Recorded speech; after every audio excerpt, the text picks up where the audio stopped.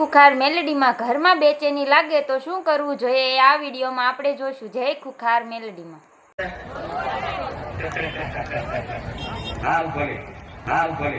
આવા બીજી એક ઉપાય બતાવો, ખાલી અનુભવ કરવા માટે હો, કે ધર્મનો આનંદ, રામ નામનો આનંદ, માતાના શબ્દો, વાણીના આશીર્વાદનો આનંદ કેવો હોય. હવે મારા દીકરાને જેવો અંદર આનંદ થતો હોય એ તમને અનુભવ ના કરાવી શકું, બતાવી શકું કે આવો થાય. પણ એ જાતે સ્વયં જાતે વ્યક્તિ અનુભવ કરે ત્યારે એને ખબર પડે કે કેવો આનંદ લાગે. તમને સાંભળવામાં આનંદ આવતો હોય, મારા દીકરાને હું બોલું છું, ધૂણું છું, કેવો આનંદ આવતો હશે ને. તો તમારે 1% આનંદનો અનુભવ કરવો હોય તો માતા એવું કહું છું, પેલા તમારા મઠની બેહો ને અને મન બેચેન લાગતું હોય ને, બેચેની કઈ માતાની વાત સ્મરણ ભૂલતું ના હોય, મન બહાર થઈ જતું હોય ને તો મઠમાં છે તરત જ સોનામે ચોખ્ખું બોડી પવિત્ર લઈ આખા મઠમાં સ્વાટી જજો અને પછી દીવાબત્તી કરજો, ઓટોમેટિક તમારું મગજ ખુલી જશે. આ શું કહું, જ્યારે બી એવું થાય એટલે તરત જ એ કરી દેવાનું. હું તો કહું દાડામાં 3 વખત થાય તો 3 વખત કરો. ભગવાન એક નિયમ છે, મોડા તો 3 વખત દાડામાં 3 વખત નાહવાનું અને 1 વખત ખાવાનું, ક્યાં ઊંધું થઈ ગયું. તો આપણે 3 વખત પાણી છોટો ઘરમાં નયા બરાબર થઈ જશે. આ શું નહીં. અને એનાથી બીજો વિશેષ ઉપાય, કદાચ એનાથી વધારે ઘરમાં કોઈ તમને બેચેની, જો અમુકના મોટો પ્રશ્ન હોય દીકરા બધાનો, કે નોકરીથી આયા ઘરમાં પગ મેલ્યો અને કકરાટ બધાને આવું હોય.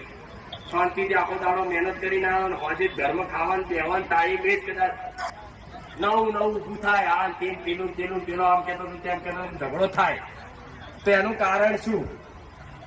બહાર તમને સારું લાગે છે, ઘરમાં જવાથી જ તમને બેચેની લાગતી હોય, ઝઘડો ગુસ્સો અચાનક થતું હોય. તો એનું કારણ છે તમારા ઘરમાં નેગેટિવ શક્તિ, નકારાત્મક ઉર્જા, એનું બીજું નામ સૂક્ષ્મ આત્માઓ, ફરતી શક્તિઓ, દુષ્ટ શક્તિઓ એ તમારા ઘરમાં હોય ને એટલે તમે ઘરમાં જેવા એન્ટર થાવ એટલે એના પ્રભાવમાં તમે આવી જાય, એટલે સીધો તમારો મગજ ને બધું ભાર થઈ જાય અને અચાનક ગુસ્સો આવી જાય, એની મોંની આંખો બદલાઈ જાય, મોટી થઈ જાય.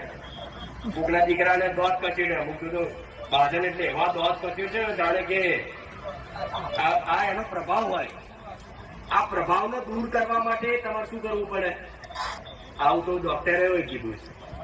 કેવું? કોરોના હતો ને હમણાં વચ્ચે, ત્યાં શું કહેતા હતા? કપૂરનું ધૂપ કરજો એટલે કે નેગેટિવ ઉર્જાનો નાશ થાય. કોરોના એક નેગેટિવ ઉર્જા જ હતી. કપૂરનું ધૂપ કરવાથી જો કોરોના નાશ થતો હોય તો ઘરમાં ખાલી એક કપૂરની ગોટી હરગાવશો ને, તમારી બધી નેગેટિવ શક્તિઓ બહાર જતી રહે. જો બધા એમ કે માતાજી અમારે કેટલા વ્યવહાર કરવાના કે અઠવાડિયે હોય, 12 મહિને એકવાર હોય તો બરોબર, તો 12 મહિના તમે આ બધું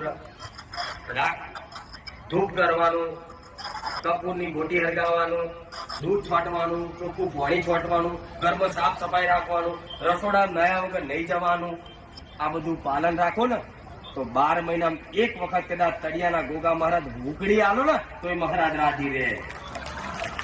આ દર સોમવાર આલવાથી રાજી નહીં રહેતા. દર સોમવાર ગોગા મહારાજ ને સુખડી દૂધ બધું આલવાથી ગોગા મહારાજ રાજી નહીં રહેતા. તો પેલાના ગઈડિયા ખાલી પોચમના દાડે નારિયેળ જ હાલતા, બરાબર નીતિ નિયમ રાખતા. આજ તો નયા વગર જ તે ચા બનાવવા જતું રહેવાનું સવારમાં, જેવાન તેવા. રસોડા ભગવાન છે, દેવનો વાસ થાય.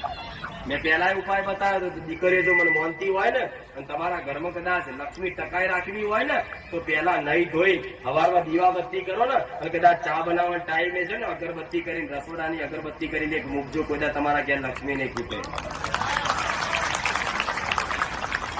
આ મારા ઉપાય સિક્કા વાળા હોય, કેવા સિક્કા વાળા હોય, જેને પાલન કરેલો ફળ મળે.